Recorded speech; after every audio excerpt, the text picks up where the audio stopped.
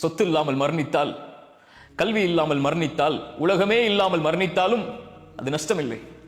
ஆனால் இந்த ஈமான் இல்லாமல் மரணித்தால் அல்லாஹ் அதை இந்த தாய் தந்தை வாயிலாக அல்லாஹ் நமக்கு கொடுத்திருப்பதற்கு நன்றி செலுத்த மறந்து விட்டால், காரணங்களை தேடிக்கொண்டிருந்தால், என் தாய் தந்தைக்கு நான் எதற்கு நன்றி செலுத்த வேண்டும் என்று இதை அறிந்ததற்கு பிறகும் நம்மை விட நஷ்டவாளிகள் யாரும் இல்லை.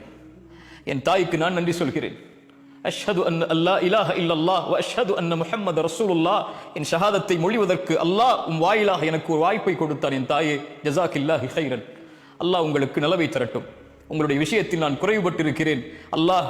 அல்லாஹ்விடத்திலே மன்னிப்பை தேடுகிறேன், உங்களிடத்திலும் மன்னிப்பை தேடுகிறேன். என் தாய்க்கு நன்றி, என் தந்தைக்கு நன்றி. அல்லாஹ் இன்னும் குர்ஆனிலே சொல்கிறான், உங்களில் நீங்கள் வாலிபத்தை அடைந்து விட்டால், குறிப்பாக 40 வயதை அடைந்து விட்டால், அல்லாஹ் பெற்றவரிடத்தில் எப்படி நடந்து கொள்ள வேண்டும் என்று சொல்கிறான். 40 வயதை அடைந்தவன், அவனிடத்திலே குடும்பம் இருக்கும், குழந்தைகள் இருக்கும், செல்வம் இருக்கும், தொழில் இருக்கும், அவனுக்கென்று ஒரு சூழல் உருவாகி இருக்கும்.